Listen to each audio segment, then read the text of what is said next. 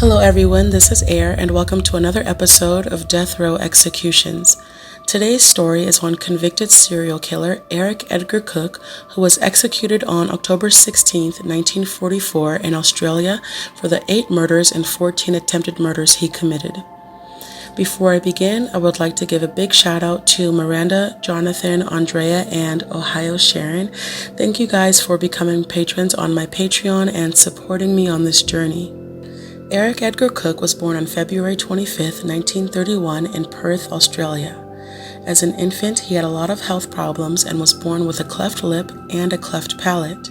His first operation was at 3 months old and another at age 3, but he was left with permanent scarring and was not able to speak in an intelligible manner.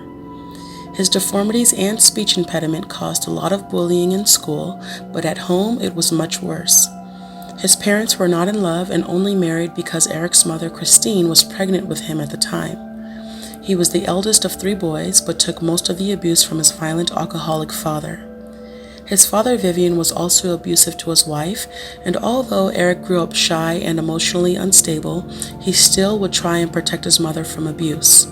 This caused Eric to get severe beatings, and Christine would sometimes have the kids sleep in a room at the Como hotel she worked at just to have a peaceful night. Growing up, Eric's behavior, treatment from peers, and abuse at home caused him to attend 4 different primary schools. At age 6, he attended Subiaco State School, but was soon expelled from school for stealing money out of a teacher's purse. His next school was the Newcastle Street Infant School, and he left due to constant bullying. He then went to Highgate Primary School, and his last school was the Forest Street Primary School. While in school, he was also frequently hospitalized for head injuries, and initially the written causes for these head injuries were because he was accident-prone, and the abuse was not made public to anyone who offered Eric any help. He often suffered from having thoughts about harming himself, and would roam around at night alone to escape Vivian's abuse. He spent time in a few foster homes and was eventually able to go back to live with his parents, but it was always the same cycle. By age 14, he dropped out of school and began working as a delivery boy in order to help support his family. While working the many odd jobs he had as a teen, he would frequently get hurt on the job and would end up being hospitalized. The first incident happened while working at a factory when he was hit in the nose by a winch. When he was 16, he received second-degree burns on his face, hand, and thumb from steam, and this left him scarred as well. He was getting frequent migraines and had to spend some time in an asylum, but after an operation, he later said the migraines stopped. At age 17, Eric began his life of crime and started off vandalizing property. This was the first time he was able to gain friends because they were impressed with what he was willing to do. Despite his new life of crime, at age 18, he tried to join a church choir, but not being up to the church's standards, they rejected him, and for this, he burned down the church and had to spend 18 months in jail. After being released from jail, he continued his life of crime and would break into homes and steal whatever he could. The crimes escalated from only breaking into the home to steal to breaking into homes and damaging the homeowner's furniture and clothing. He was able to get away with these crimes for a while, and they were beginning to be featured in the local newspaper. He got excited about his crimes being in the newspaper for everyone to see, and he would save all of the clippings and share them with his associates in a way to try and gain respect and more friends. The crimes escalated even more, and he would break into homes and set them on fire. Detective Burroughs was assigned to investigate the crimes and find out who the perpetrator was. Luckily for him, all of the crimes were sloppy and many fingerprints were left behind. On March 12, 1949, at the age of 18, while at his grandmother's house, police arrived and searched inside. They found evidence of items used in previous break-ins, and they matched his fingerprints to the ones left behind in other open cases. Less than a week later, Eric was sentenced to 3 years in prison on 2 counts of theft, 7 counts of breaking and entering, and 4 counts of arson. After his release from prison at the age of 21, the same year he joined the Australian Army. He was doing well and was quickly promoted to the position of Lance Corporal and was trained to handle firearms.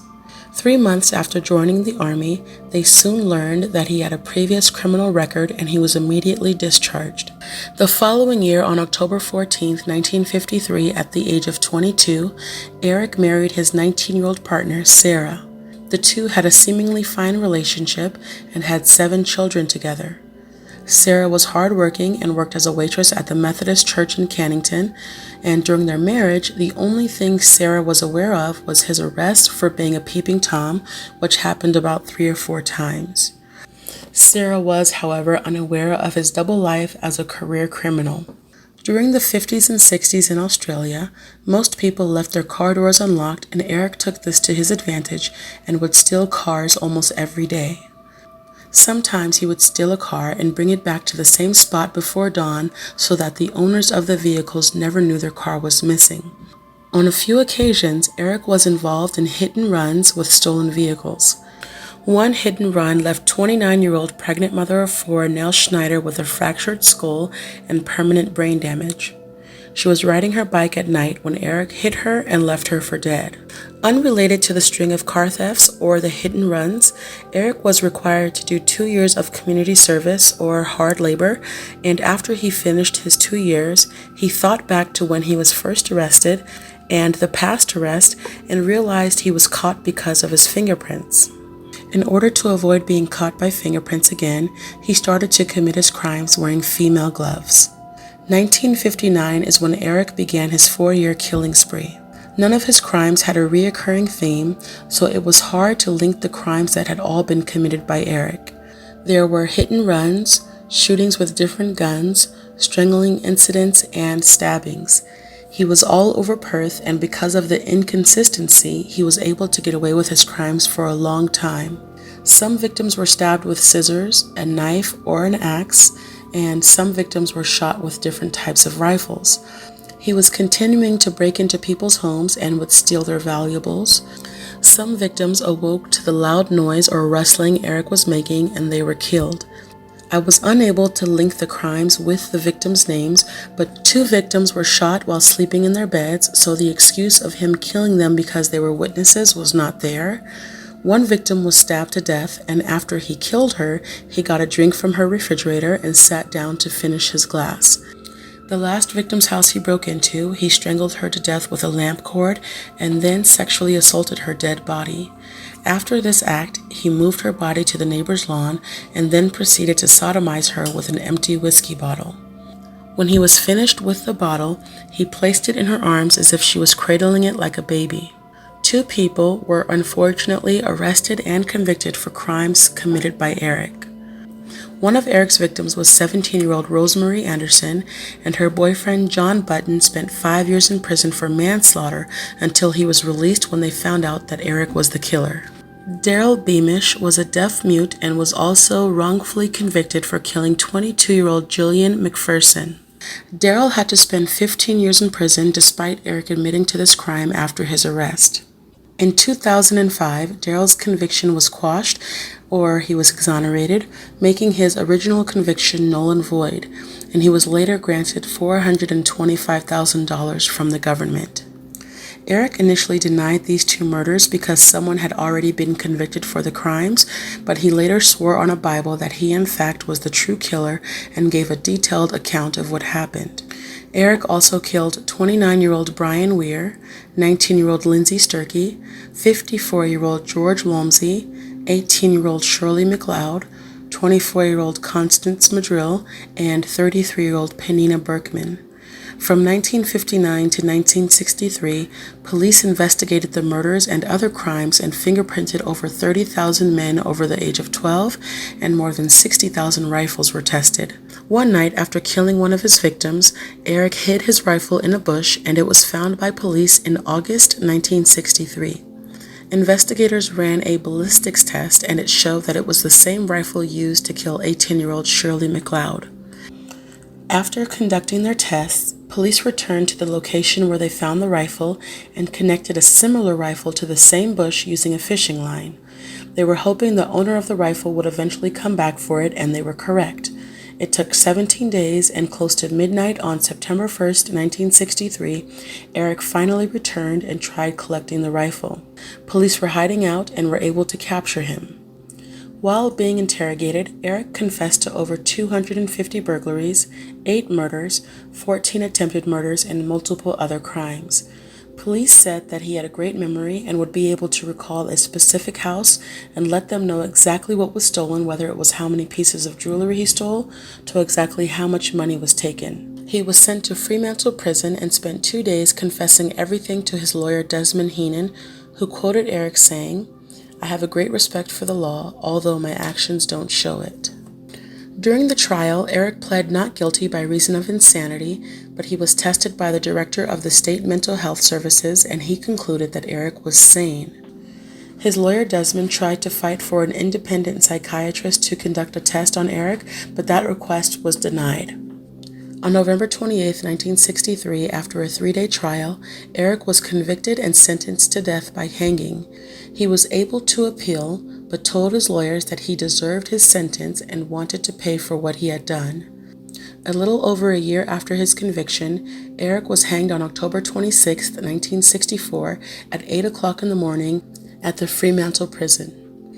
Eric was buried at the Fremantle Cemetery and was positioned right above the remains of Australia's last woman to be executed, Martha Rendell, and I might do a story on her.